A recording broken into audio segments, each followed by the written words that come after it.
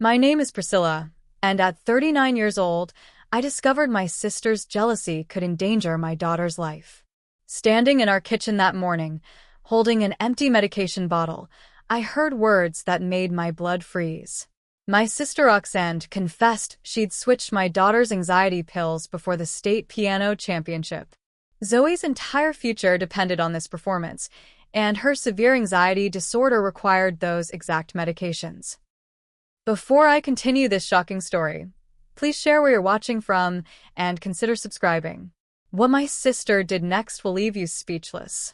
My daughter Zoe was 15 years old, and music flowed through her veins like blood. I still remember the day we discovered her gift. She was only 3, sitting in our living room while her grandmother played an old church hymn on our upright piano. Suddenly, Zoe toddled over and played the exact melody back, note for note. Her tiny fingers could barely span the keys, but the music was perfect. By age 5, she performed her first recital at our local community center. The audience sat mesmerized as this little girl in a purple dress played Mozart with the confidence of someone triple her age. At 6, we enrolled her with Professor Marina at the conservatory. Marina had trained concert pianists for 40 years, and she pulled me aside after Zoe's first lesson. "Your daughter has something special," she said, her eyes bright with excitement. With proper nurturing, she could go all the way. And nurture we did.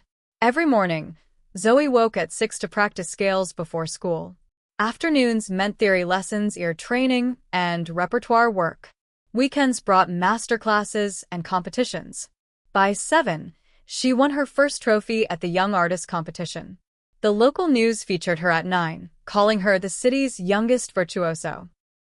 But success carries a price, especially for sensitive souls. Zoe felt music deeply, perhaps too deeply. Each piece consumed her. She'd spend hours perfecting a single phrase, not from external pressure, but from an internal drive for perfection that worried me. She'd cry over a missed note that no one else could hear. The first crack appeared during the regional finals, when she was 11. She'd prepared Rachmaninoff's Prelude in C-sharp minor for months. During rehearsal that morning, she played flawlessly. But when she walked onto that massive stage, saw the 3,000 seats filled with strangers, something inside her snapped. I watched from the wings as my daughter's face drained of color. Her hands began trembling. She made it through the first movement, but halfway through the second, she stopped. Just stopped. Her breathing became rapid and shallow. Then she collapsed. The paramedics said it was a severe panic attack. At the hospital, the psychiatrist explained that performance anxiety disorder often strikes gifted individuals. The very sensitivity that makes her musical also makes her vulnerable, Dr. Whitman told us. This isn't weakness. It's actually quite common among top performers. We started her on a carefully monitored anti-anxiety medication called propranolol, combined with cognitive behavioral therapy. The medication didn't dull her talent or change her personality. It simply gave her nervous system the support it needed to handle the intense pressure she put on herself. The recovery took 2 years. We started small, having her play for family gatherings, then church services, then small venues. Each successful performance rebuilt her confidence. The medication worked like scaffolding, supporting her while she reconstructed her relationship with the stage. By 14, she was back to competing and winning. 3 consecutive regional titles followed. Her technique had matured during the recovery period, and now it combined with a new emotional depth. Judges commented that her playing had evolved from technically brilliant to truly moving. This year brought the ultimate opportunity. She'd been accepted to Juilliard's prestigious summer program, contingent on her performance at the state championship. More than that, first place came with a $200,000 scholarship for college. For a middle-class family like ours, it meant the difference between Zoe attending her dream school or settling for somewhere local. Her practice routine intensified but remained healthy. 5 hours daily, broken into manageable segments. She maintained a perfect GPA, balancing advanced placement classes with her musical demands. She even tutored younger students on weekends, saying it reminded her why she loved music. The medication routine was precise. One pill at 8 in the morning, one at 8 in the evening. We kept extras everywhere. Her school bag, my purse, the car, her piano teacher's studio. Dr. Whitman stressed that consistency was crucial. Missing doses could trigger withdrawal symptoms and potentially cause a panic attack worse than the original ones. 2 weeks before the championship, Zoe played her competition pieces for a mock audience at the conservatory. The Chopin ballade she'd chosen was ambitious, requiring both technical mastery and emotional maturity. As the final notes faded, the room erupted. Professor Marina had tears in her eyes. "She's ready," she whispered to me. "This is her time." My sister Roxanne was 42 years old, 3 years my senior, and had been carrying bitterness like a chronic disease for most of her adult life. To understand what she did to Zoe, you need to understand what shaped her into someone capable of such cruelty. Growing up, Roxanne was our parents' miracle child. She sang before she could properly talk, hitting notes that made adults stop and stare. By 8, she was the lead in every school musical, the soloist in church choir, the star at every talent show. Our parents invested everything in her gift: voice lessons, dance classes, acting coaches. Our modest living room became a shrine to her trophies and certificates. The Performing Arts High School in the city only accepted 15 vocalists each year from hundreds of applicants. Roxanne had auditioned with supreme confidence, choosing an aria from La Boheme that showcased her 3-octave range. She'd practiced that piece until our neighbors knew every word in Italian. The rejection letter arrived on a Tuesday. I was 12, doing homework at the kitchen table when Roxanne opened it. I'll never forget the sound she made, like something inside her had shattered. She'd lost the spot to a younger student, a 14-year-old prodigy who'd already performed with the City Opera. That night changed our family's trajectory. Roxanne refused to sing for months. Our parents, devastated by her devastation, slowly shifted their attention to my academic achievements. I hadn't asked for the spotlight, but suddenly my straight A's and science fair victories became the new focus. Every award I won seemed to deepen Roxanne's wound. She attended regular high school, then state college for a music education degree. She married young to Warren, her college boyfriend, and had twin boys by 25. For a while, it seemed she'd found peace. But Warren left when the boys were 7, claiming he couldn't handle her mood swings and constant criticism. Now she worked as an elementary school music teacher at an underfunded public school.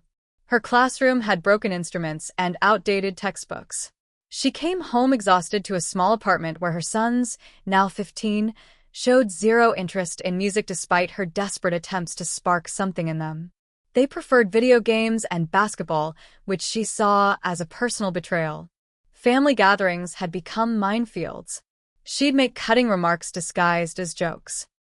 When Zoe performed at Christmas dinner, Roxanne would point out tiny flaws no one else noticed. "That B-flat was a bit sharp, sweetie," she'd say with a smile that never reached her eyes. Or, "You're so lucky to have parents who can afford such nice things," while glancing at Zoe's dress or sheet music. The comments escalated as Zoe's success grew. "Must be nice to have pills to help you perform," she said at Thanksgiving. In my day, we relied on actual talent. When I confronted her privately, she'd gaslight me. "I'm just trying to keep her humble. You don't want her getting a big head." She'd tell Zoe stories about young performers who peaked early and ended up miserable. I knew a violinist who was supposed to be the next big thing. Now she teaches kindergarten and drinks herself to sleep. The stories always ended the same way. Early success meant later failure. 2 months before the championship, Roxanne's behavior shifted. She started calling more often, asking about Zoe's practice schedule and upcoming performances. She offered to help with logistics, something she'd never done before. "Family should support family," she said, and I wanted so badly to believe she'd turned a corner. The week before the championship, she showed up at our door with homemade cookies and a gift for Zoe, a vintage music box that played Chopin. "For good luck," she said, hugging her niece. "I want to be there for you both. Let me stay and help with preparations." Against my better judgment, I agreed. She seemed genuinely interested in Zoe's routine, asking detailed questions about her warm-up exercises, her mental preparation techniques, even her medication schedule. "It's fascinating how much has changed," she said. "We just went out there and hoped for the best." She insisted on helping with everything. She organized Zoe's sheet music, polished her concert shoes, even offered to steam her performance dress. During dinner, she shared stories about her own competition days, but for once, they weren't bitter. She talked about the joy of performing, the rush of connecting with an audience. One evening, I overheard her talking to Zoe in the practice room. "You have a gift," she was saying, "but gifts can be burdens too. The pressure, the expectations, sometimes I wonder if I was lucky to lose that scholarship spot. It freed me to have a normal life." Zoe, sweet and naive, tried to comfort her. "But Aunt Roxanne, you still make music. You teach kids. That's important too." "Is it?" Roxanne's voice was strange, distant. "Or am I just a cautionary tale? The one who couldn't cut it without chemical help? I should have intervened then. I should have seen the signs. But I was busy with my own preparations, making hotel reservations, coordinating with grandparents, confirming schedules. I wanted to believe my sister had finally accepted Zoe's success. I wanted to believe in redemption." The Thursday before the championship, Roxanne volunteered to pick up Zoe's prescription refill from the pharmacy. "You have so much to do," she insisted. "Let me handle this." She returned with a white paper bag, stapled shut, and placed it exactly where we always kept medications, the kitchen cabinet above the coffee maker. That night, she made us all chamomile tea. "For calm nerves," she said, raising her mug in a toast.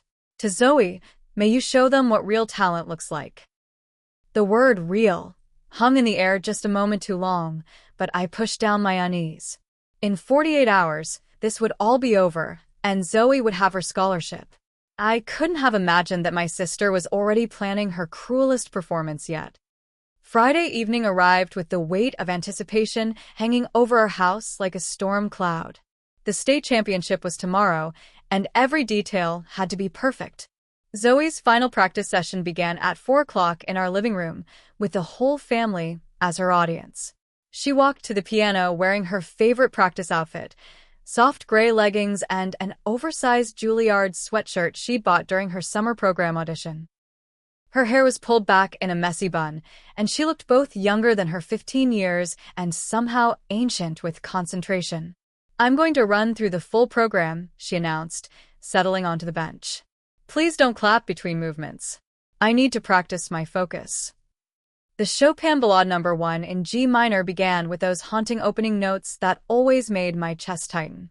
Zoe's fingers found each phrase with practiced precision, but more than that, with feeling. The piece told a story of longing and resolution, building through its nearly 10-minute journey to a climax that left us breathless. When the final chord faded, we sat in stunned silence for a moment before erupting in applause. Even Roxanne clapped enthusiastically, though I noticed her jaw was tight. "Brava," my mother called out, wiping tears. My father gave a rare standing ovation. Professor Marina, who'd driven over for this final run-through, simply nodded with satisfaction. "You're ready," she said quietly. "Trust yourself tomorrow." Dinner was at 5:30, early to ensure good sleep. I'd made Zoe's favorite, grilled salmon with roasted vegetables and quinoa. Light, but nourishing. The extended family gathered around our dining table. My parents, my husband Thomas's mother, Professor Marina, and, of course, Roxanne. "I'd like to propose a toast," Roxanne said, raising her water glass. We all followed suit. "To Zoe, who has worked harder than anyone I know. Tomorrow, you'll show them what you're made of." She paused, making eye contact with her niece.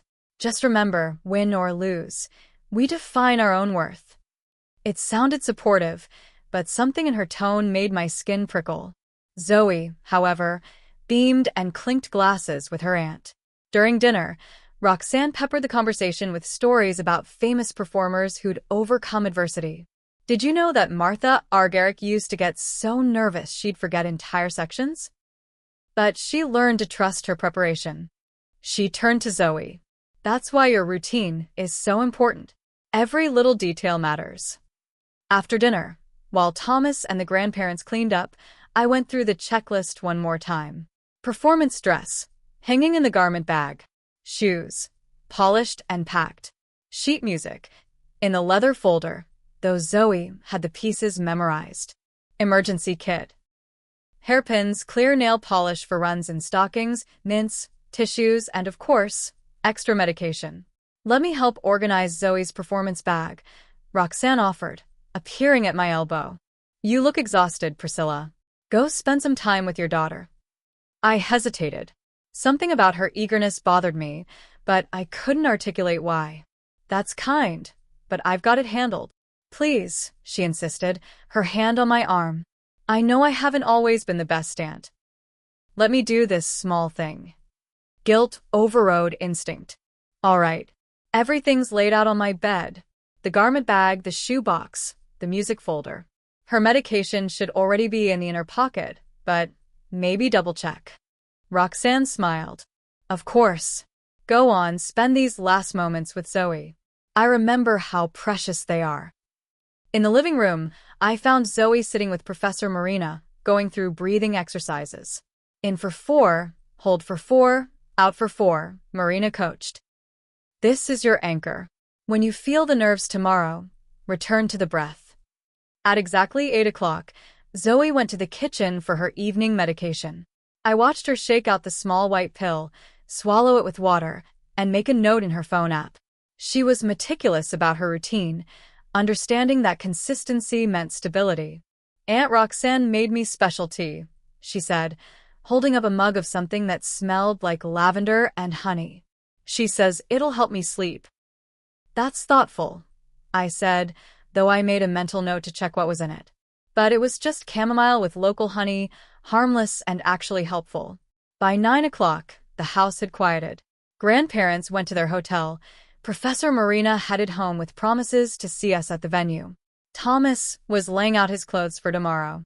I found Zoe in her room, sitting on her bed with her eyes closed, visualizing her performance. How are you feeling? I asked, sitting beside her. Nervous but ready, she said, opening her eyes. The medication helps keep it manageable. I can feel the butterflies, but they're not overwhelming. That's perfect. Use the energy. Don't let it use you. She hugged me then, tighter than usual. Thank you for everything, Mom. For believing in me even when I didn't believe in myself. My throat tightened. Always, baby. Always. I tucked her in like she was still small, kissing her forehead. 6 a.m. wake-up call. Sleep well. On my way to my own room, I passed the guest room where Roxanne was staying. Her door was closed, but I could see light underneath.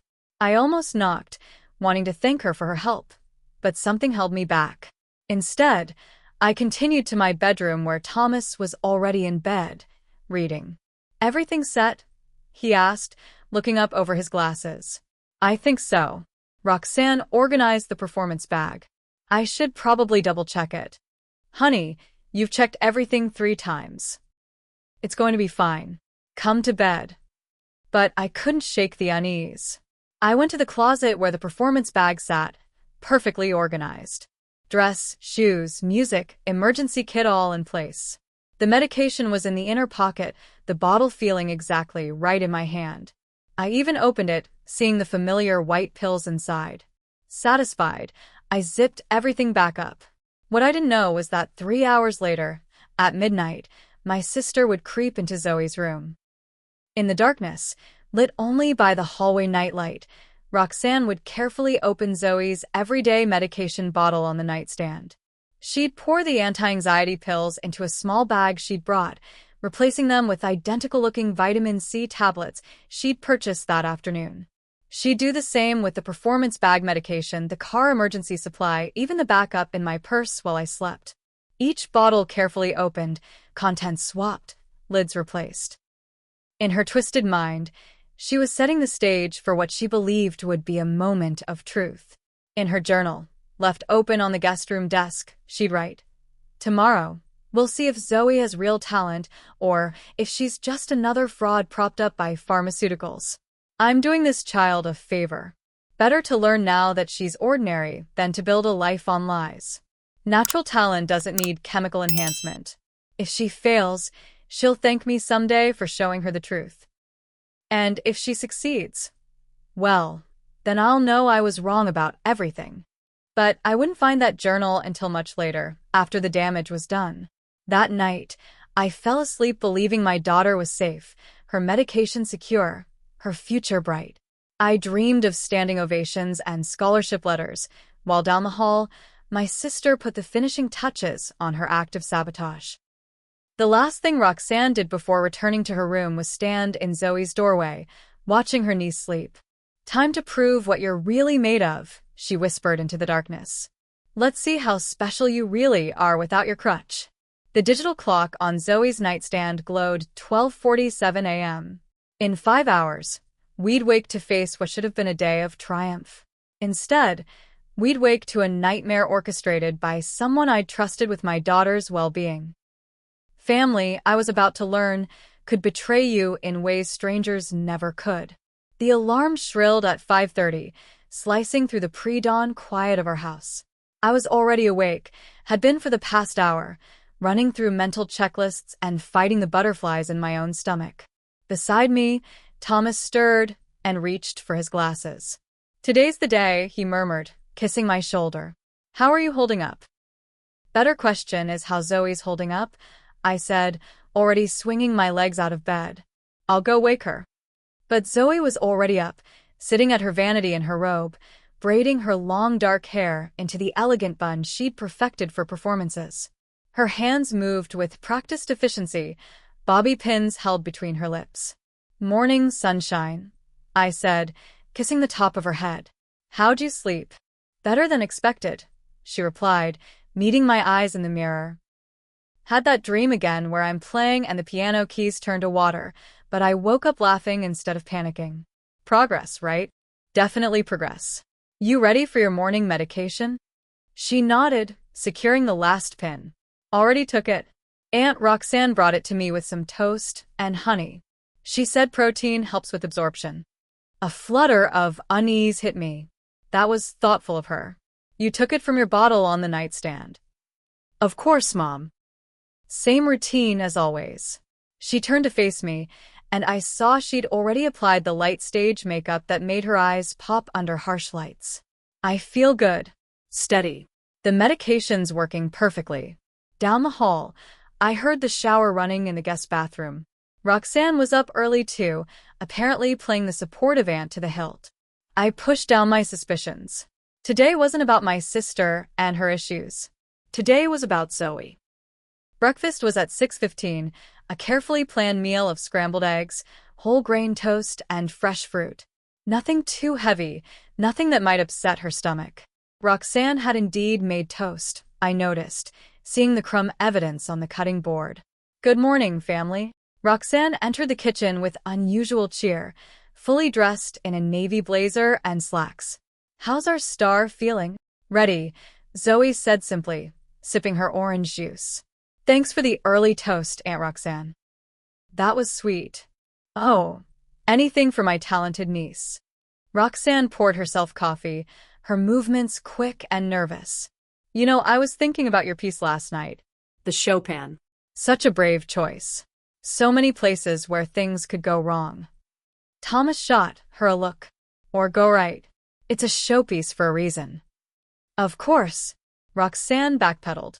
"I just mean it shows real confidence. Playing without a safety net, so to speak." That phrase, safety net, made my chest tighten.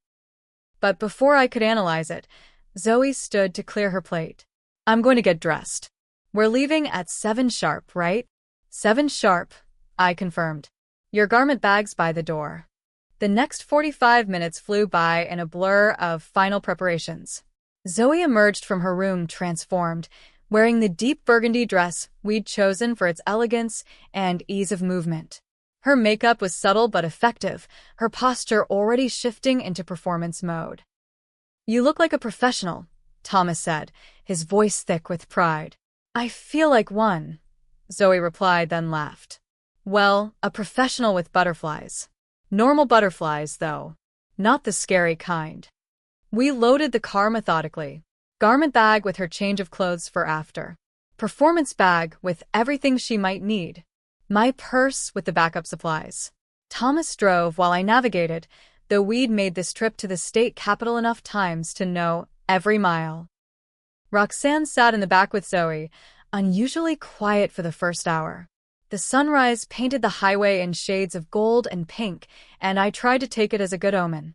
But at the 1 hour mark, I noticed Zoe shifting in her seat through the rearview mirror. You okay, honey? I asked, turning around. Yeah, I don't know. I feel a little different, like the butterflies are bigger than usual. She pressed a hand to her stomach. Maybe it's just the competition being bigger. That's totally normal, Roxanne said quickly. The biggest stages bring the biggest feelings. It shows you care. But I knew my daughter's tells. The way she was breathing, slightly faster than normal. The way her fingers drummed against her leg, not in a practice pattern but in anxiety. Do you need your emergency dose? It's in my purse. Maybe at the venue, Zoe said. I don't want to overdo it.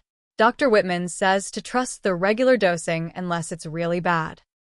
The next 30 minutes, her symptoms escalated subtly but steadily. She asked Thomas to turn up the air conditioning, though the car was already cool.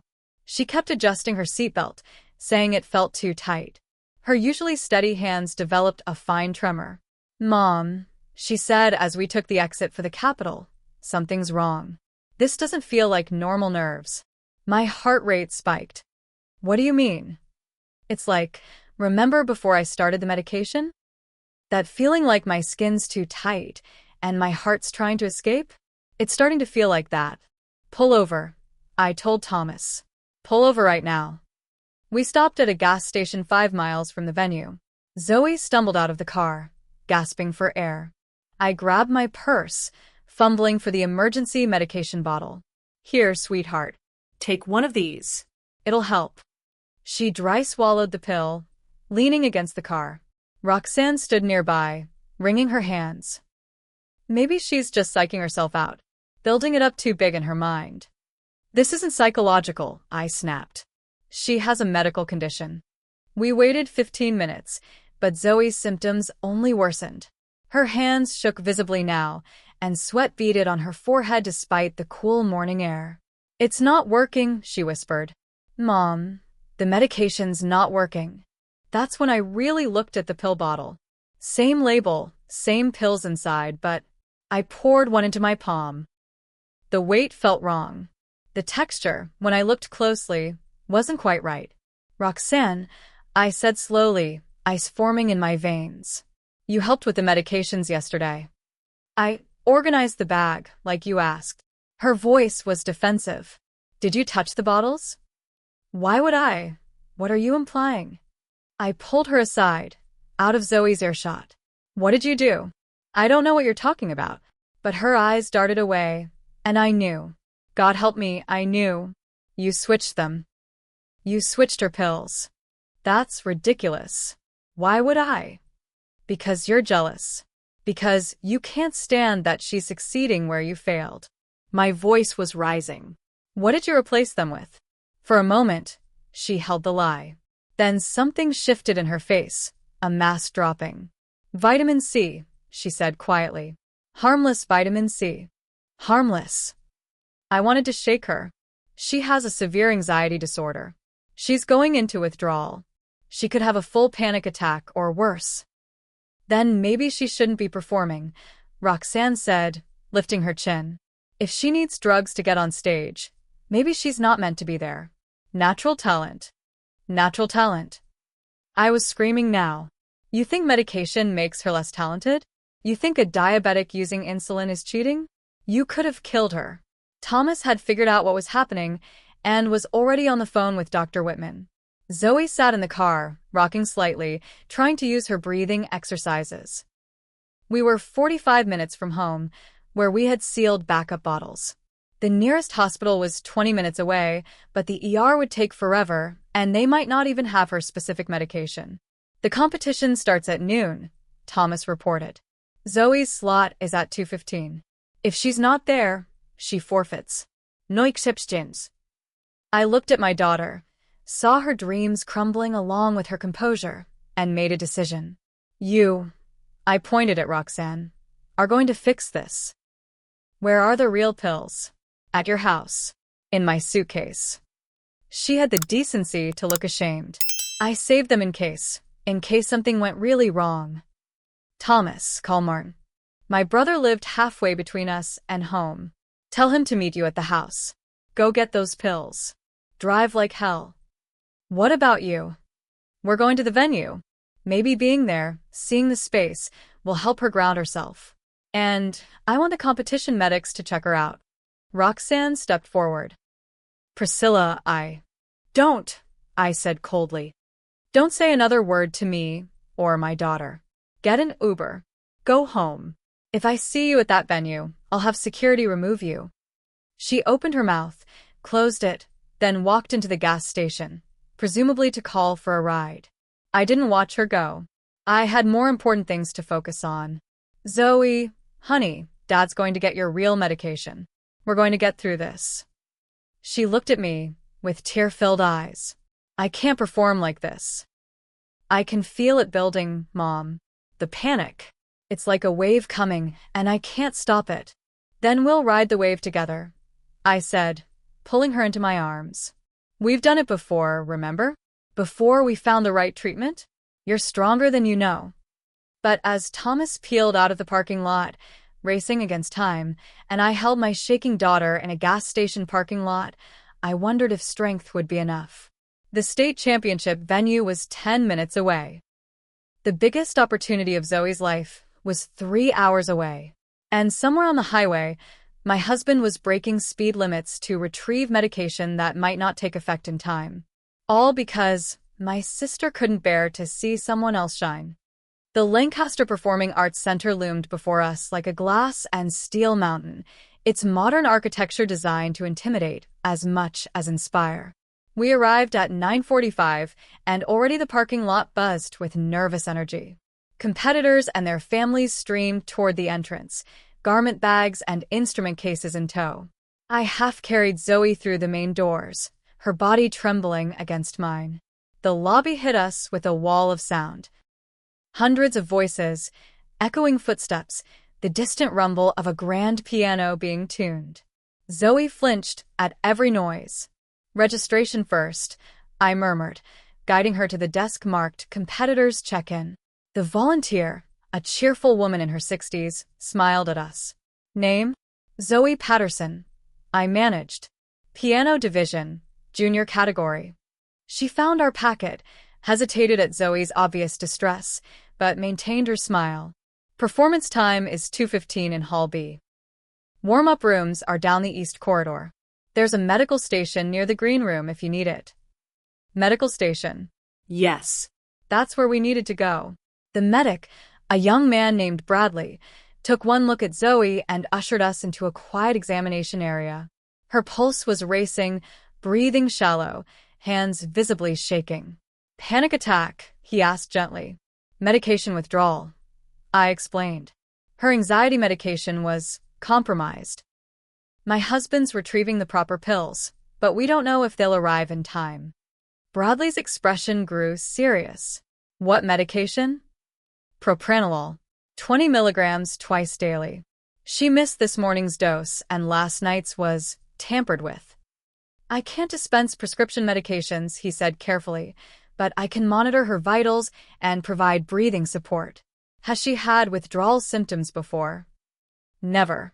She's never missed a dose. Zoe's voice was thin, strained. This is what I felt like before. Before we found the right treatment. Like I'm drowning in air. Bradley set up a pulse monitor, had Zoe breathe into a paper bag to combat hyperventilation. The good news is propranolol withdrawal, while uncomfortable, isn't typically dangerous. The bad news is the symptoms can last several hours. Several hours. The math was brutal. Even if Thomas retrieved the medication and raced back, even if Zoe took it immediately, it would need time to work. Her performance was in 4.5 hours. My phone buzzed. Thomas, at the house.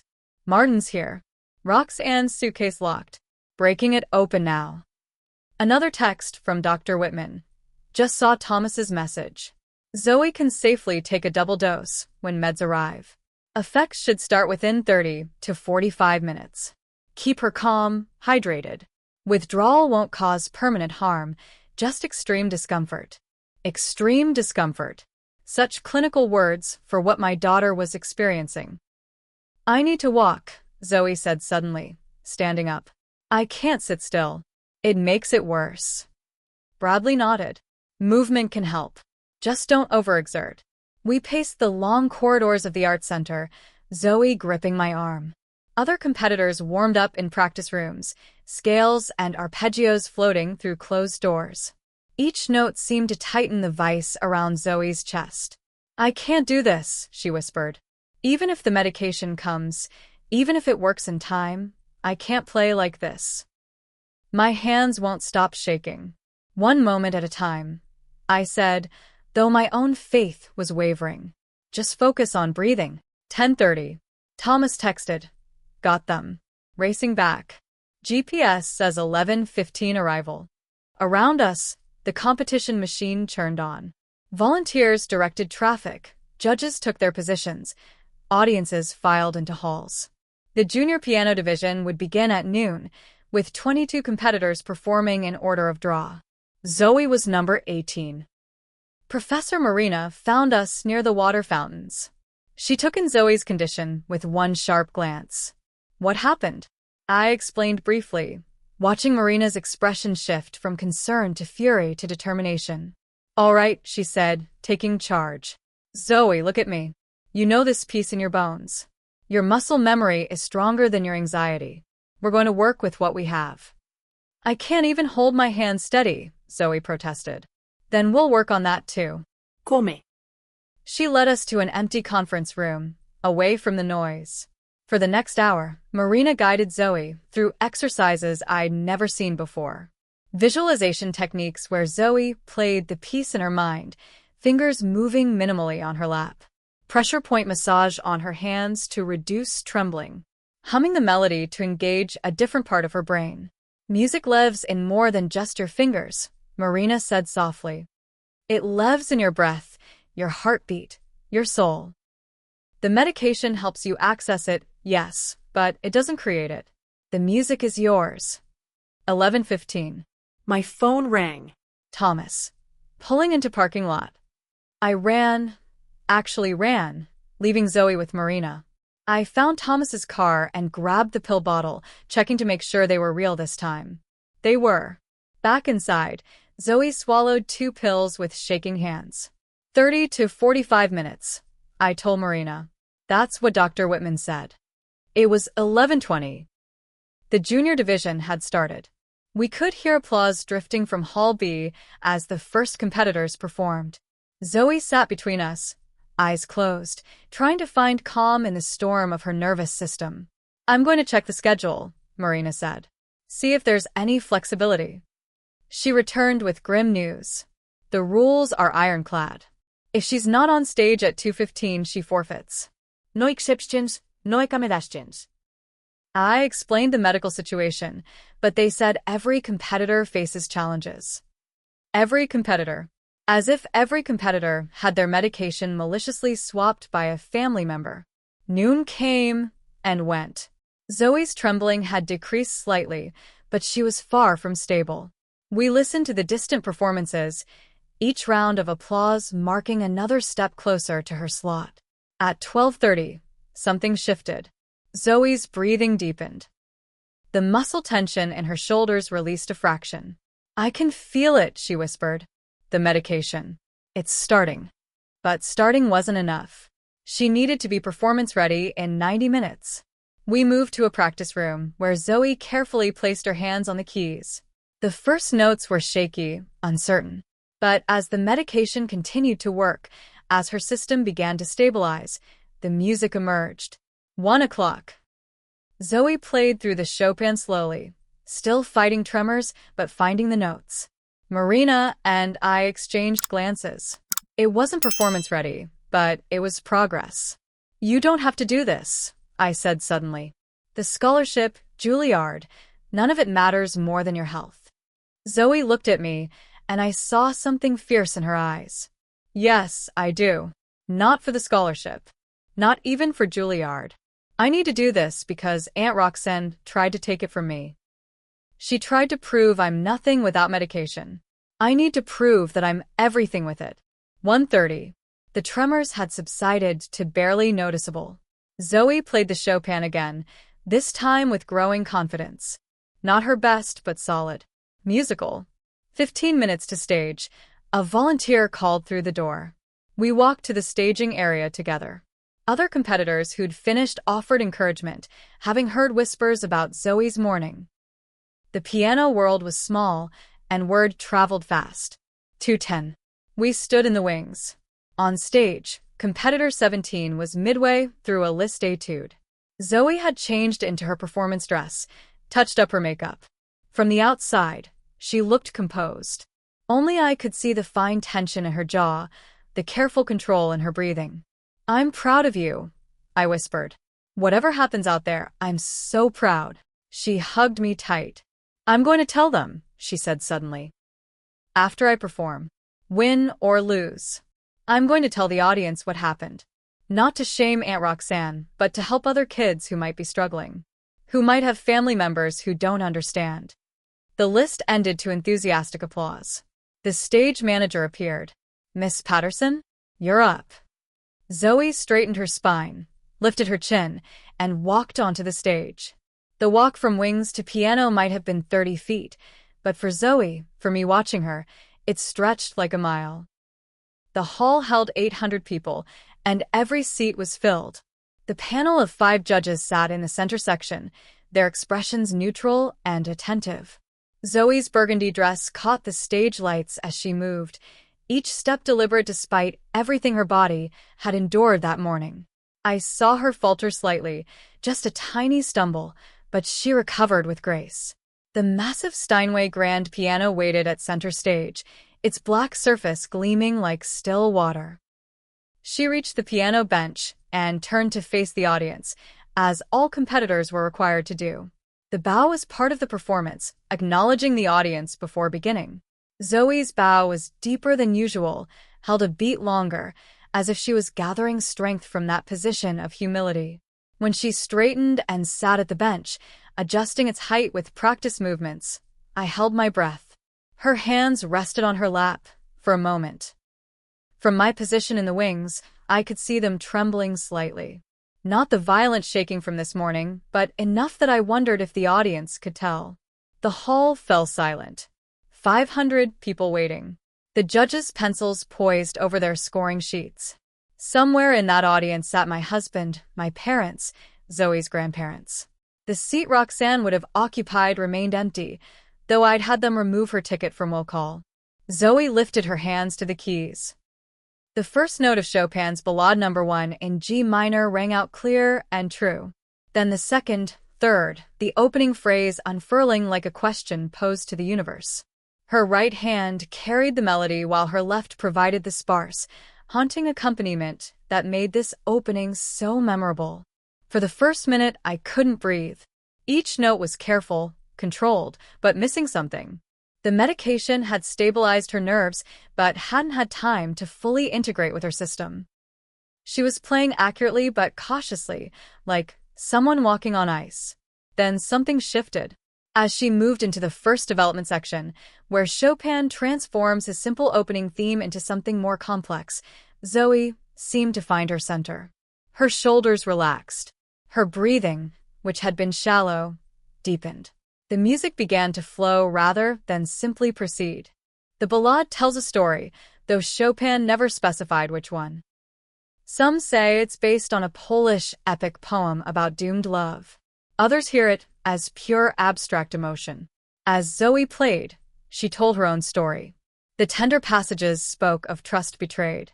The fierce technical sections became her fight against the panic that had tried to claim her. The gorgeous second theme, introduced in E-flat major, sang of resilience and hope. Minutes passed like seconds. Zoe navigated the treacherous coda that had derailed many professional pianists, her fingers finding each note despite the morning's trauma. The famous ascending passages that lead to the climax were solid, powerful. Not perfect, I could hear tiny imperfections that the judges would surely note, but filled with something more important than perfection: truth. The final section approached, where Chopin demands everything from the performer. Rapid octaves, complex hand crossings, a tempo that accelerates toward the conclusion. This was where Zoe had always shone in practice, where her technical skills merged with her emotional understanding. But would her body cooperate now, with medication barely restored and adrenaline surely depleting her reserves? She attacked those final pages with ferocity I'd never heard from her before. It wasn't anger, exactly, but determination crystallized into sound. Each run was crystal clear. The famous descending chromatic octaves that conclude the piece struck like hammer blows, decisive and final. The last chord, a stark G minor statement, rang out with such authority that I saw several audience members visibly react. Silence. That particular silence that follows a significant performance, when the audience needs a moment to return from wherever the music has taken them. Then, like a dam breaking, applause erupted. Not polite competition applause, but genuine, moved appreciation. Several people stood immediately, then more, until most of the hall was on its feet. Zoe remained seated for a moment, hands in her lap, head slightly bowed. I knew she was fighting tears, the adrenaline crash hitting hard after such intensity. Then she stood, turned to the audience, and bowed again. The applause intensified. As she walked off stage, maintaining composure until she was out of sight, I caught her in my arms. She was shaking again, but this time from release, not anxiety. "I did it," she whispered against my shoulder. "It wasn't perfect, but I did it." "It was perfect," I said fiercely. "It was the most perfect thing I've ever heard." Marina appeared, tears streaming down her usually composed face. "That was extraordinary.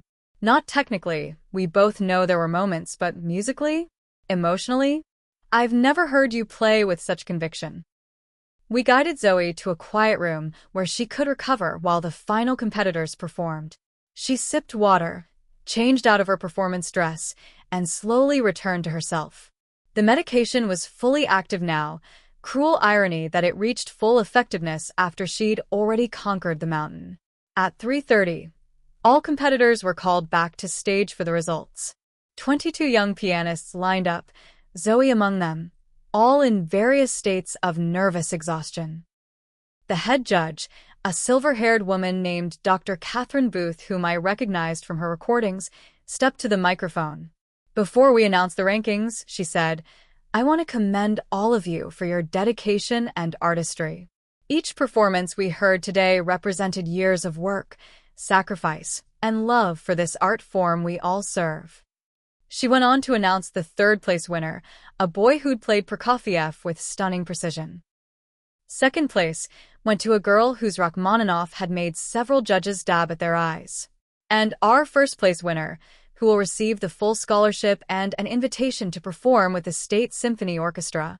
Dr. Booth paused, building suspense. Zoe Patterson. The applause was immediate and thunderous. Zoe stood frozen for a moment, then walked forward to accept the trophy and envelope containing the scholarship papers. I was crying too hard to see clearly, but I heard the joy in the continued applause. "Miss Patterson," Dr. Booth said, gesturing for quiet, "would you like to say anything?" This was unusual. Winners typically just smiled and waved. But Zoe stepped to the microphone. "Thank you," she began, her voice steady despite everything. "This morning, I almost couldn't perform. Someone very close to me tampered with my anxiety medication, believing that needing medical help for a mental health condition meant I wasn't a real musician." Gasps rippled through the audience. The judges exchanged shocked glances. "I have severe performance anxiety," Zoe continued. "I take medication for it, just like someone might take insulin for diabetes or wear glasses to see. It doesn't make my music less real or my talent less valid. It makes me able to share my music with you." She paused, looking out at the audience with remarkable poise for a 15-year-old who'd been in crisis just hours earlier. If you're struggling with anxiety, depression, or any mental health challenge, please know that seeking help is not weakness. It's strength. The medication doesn't play the piano for me. It just quiets the noise enough so I can play for you. Thank you for listening today, and thank you to my mother who fought to get me here, and to my teacher, Professor Marina, who reminded me that music lives in more than just steady hands. She stepped back from the microphone to an ovation that seemed to shake the walls. Parents were crying. Other competitors were crying. I saw several adults in the audience wiping away tears, perhaps remembering their own struggles or those of their children. As the crowd finally dispersed, families congratulating winners and consoling those who hadn't placed, a woman approached me.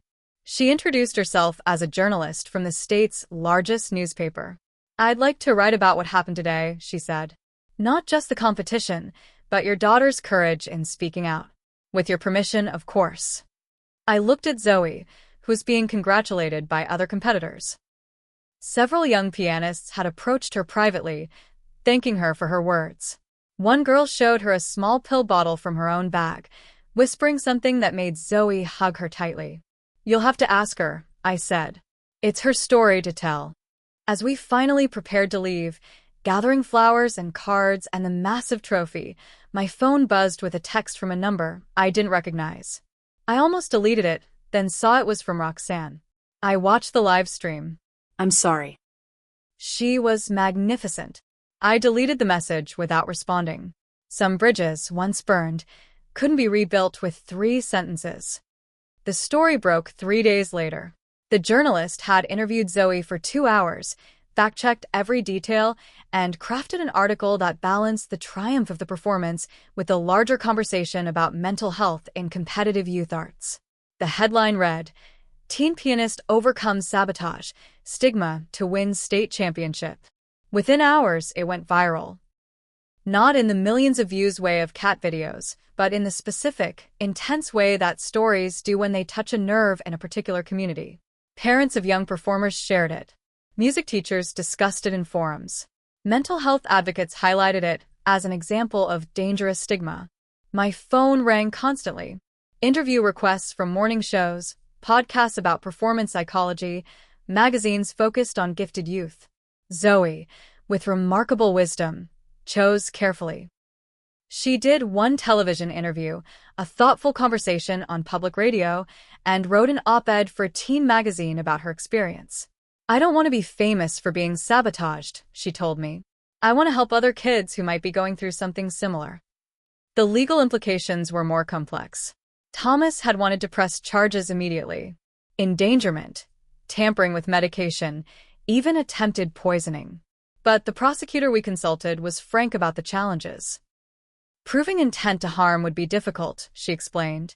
"Your sister used harmless vitamins, not poison. She could claim she thought she was helping, that she believed the medication was unnecessary. Family court might be more sympathetic to a restraining order." In the end, we filed for an order of protection. Roxanne couldn't come within 500 feet of Zoe or our home. She was banned from all Zoe's performances, school events, and medical appointments. The order would remain in effect until Zoe turned 18. The school board's investigation was swifter. Someone had forwarded them the newspaper article, and they took a dim view of a teacher who would endanger a child to prove a point about natural talent. Roxanne was suspended pending a full investigation. Parents of her students came forward with complaints about her bitter comments, her favoritism toward naturally gifted children, her dismissal of students who struggled. 2 months later, she was terminated. Not just suspended or transferred, but fired, with a notation in her file that would make it nearly impossible to teach again. I heard through family that she'd moved in with our elderly parents, who were torn between supporting their daughter and horror at what she'd done. "She's sick," my mother told me during one of our strained phone calls. "Not an excuse, but she's been carrying this poison for so long it's rotted her from the inside. We're trying to get her into therapy." I wanted to feel sympathy. Sometimes late at night I almost could, but then I'd remember Zoe shaking in that gas station parking lot, fighting for breath, and my heart would harden again. The twins, Rox and Sons, reached out through social media. Now 16, they were old enough to understand what their mother had done and why they'd been pulled from her custody to live with their father full-time.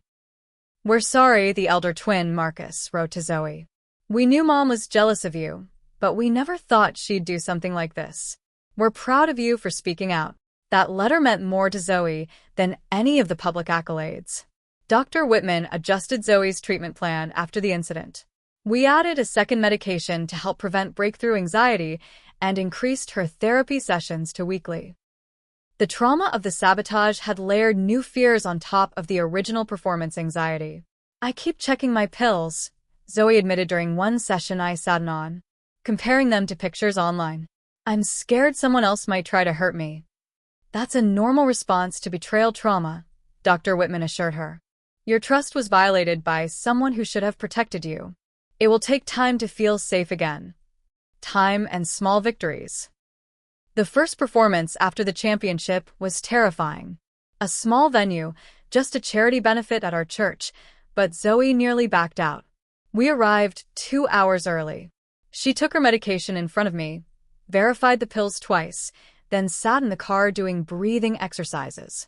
But she played beautifully, and the next time was easier. And the next. 6 months after the championship, the documentary filmmaker reached out. She'd been following the story, conducting preliminary interviews, and wanted to feature Zoe in a larger film about young artists and mental health. It wouldn't just be about that day, she explained over coffee. It would be about the whole journey. The daily reality of being a young performer with anxiety. The pressure, the joy, the challenges beyond the sabotage. Zoe agreed, with conditions. No sensationalizing. No villain edit for Roxanne, as much as she might deserve it. The focus should be on hope and help, not drama. Filming took 8 months. They followed Zoe to therapy, to performances, to Juilliard's summer program where she thrived despite initial fears. They interviewed other young performers who'd reached out after hearing her story. One boy had been hiding his depression medication from his father. A girl had been performing through panic attacks rather than admit she needed help. The film, titled Playing Through Young Artists and Mental Health, premiered at a small festival but found its audience online. Music schools started using it in health classes. Youth orchestras scheduled screenings followed by discussions. The message spread. Talent and treatment weren't opposites.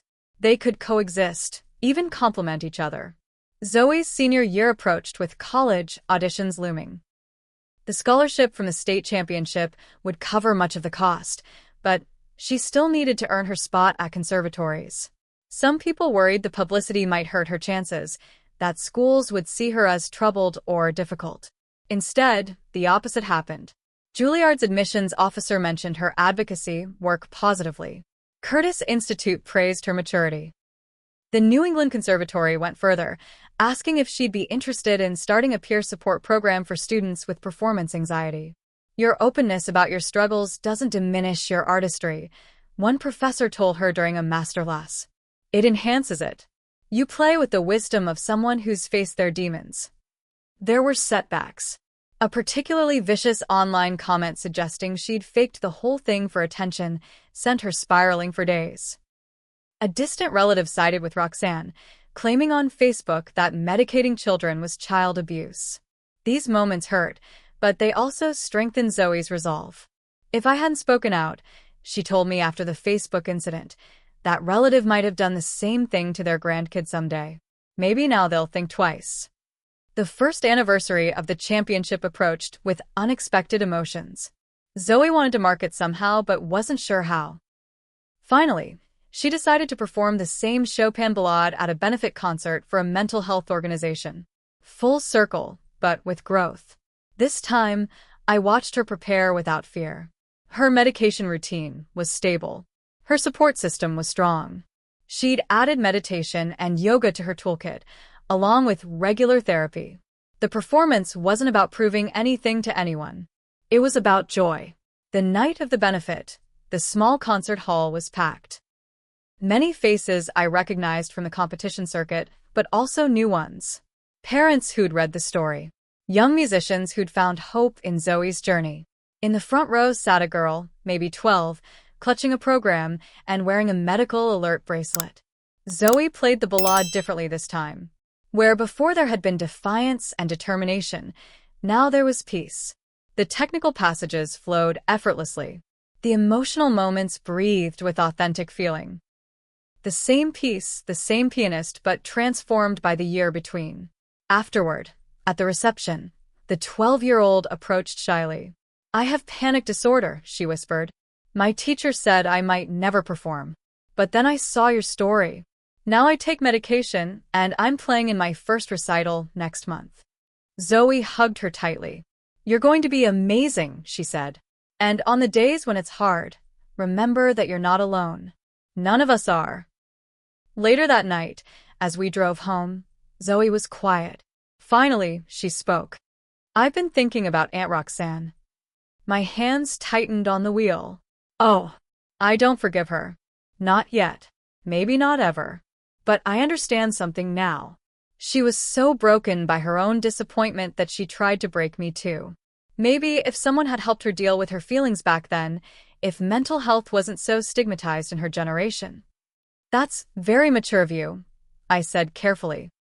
"But understanding doesn't excuse what she did." "No," Zoe agreed. "But maybe my speaking out prevents another Aunt Roxanne. Maybe some bitter, broken adult sees my story and gets help instead of hurting a child." I reached over and squeezed her hand. My daughter, my warrior, my teacher. The final moment of this story came 3 years later. Zoe was a sophomore at Juilliard, thriving in the intense environment with the help of continued treatment and support. She'd started the peer program for students with mental health challenges, which had become a model for other conservatories. I was cleaning out old files when I found a letter. It had arrived months earlier, forwarded through the journalist who'd written the original article. The return address was from another state. The handwriting was Roxanne's. I almost threw it away unopened. But curiosity won. Inside were 3 pages of dense writing and a check for $5,000 made out to the mental health organization where Zoe had performed. The letter was rambling, sometimes incoherent with pain. But the core message was clear. Roxanne had entered intensive therapy. She'd been diagnosed with narcissistic personality disorder stemming from childhood trauma around her own failed dreams. She was working through decades of resentment and projection. "I poisoned my own life with bitterness," she wrote. "Then I tried to poison hers. I'm grateful every day that I failed. Zoe's success despite my cruelty is proof that the next generation is stronger than mine. I don't ask for forgiveness. I ask only that this donation might help another child get the support I never had and that I tried to steal from her." I sat with the letter for a long time. Then I put it in a new file marked, "Maybe someday," and drove to the post office to mail the check to the organization. Redemption was complicated. Forgiveness wasn't required. But somewhere in another state, a broken woman was trying to heal. And somewhere in New York, my daughter was preparing for her junior recital, medication tucked safely in her bag, ready to share her gift with the world. The music continues. Stronger for the storms weathered. Beautiful not despite the struggles, but because of how they've been faced. And in practice rooms and concert halls around the country, young musicians are learning that it's okay to need help. That's Zoe's true legacy, more lasting than any trophy or scholarship. Sometimes the greatest performance is simply showing up, pills in pocket, fears acknowledged, and playing anyway. The music waits for no one, but it welcomes everyone, exactly as they are. Now, I'd love to hear from you in the comments. Have you, or someone you love, faced similar challenges with mental health and performance? How did you overcome them? Please share your stories, like this video if it resonated with you, subscribe for more content about the realities behind the spotlight, and share this with anyone who might need to hear that they're not alone. Thank you for joining me on this journey. Remember, seeking help is strength, not weakness. Until next time, take care of yourselves and each other.